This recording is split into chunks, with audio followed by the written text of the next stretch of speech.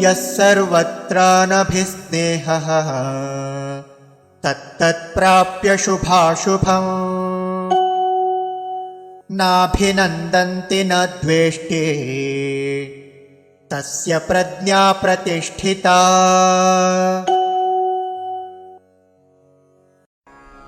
यः सर्वत्र अनभिस्नेहः तत् तत् प्राप्य शुभ अशुभम् न अभिनन्दति न द्वेष्टि तस्य प्रज्ञा प्रतिष्ठिता। यः सर्वत्रानभिस्नेहः यः सर्वत्रानभिस्नेहः तत्तत्प्राप्य शुभाशुभम् तत्तत्प्राप्य शुभाशुभम् नाभिनन्दति न द्वेष्टि नाभिनन्दति न द्वेष्टि तस्य प्रज्ञा प्रतिष्ठिता। तस्य प्रज्ञा प्रतिष्ठिता।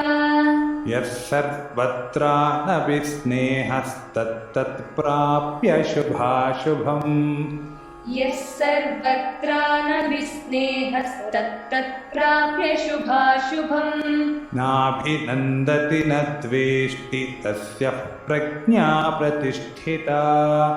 नाभिनन्दति न द्वेष्टि तस्य प्रज्ञा प्रतिष्ठिता। यः सर्वत्रानभिस्नेहस्तत्तत्प्राप्य शुभाशुभम् नाभिनन्दति न द्वेष्टि तस्य प्रज्ञा प्रतिष्ठिता। यः सर्वत्रानभिस्नेहस्तत्तत्प्राप्य शुभाशुभम् नाभिनन्दति न द्वेष्टि तस्य प्रज्ञा प्रतिष्ठिता।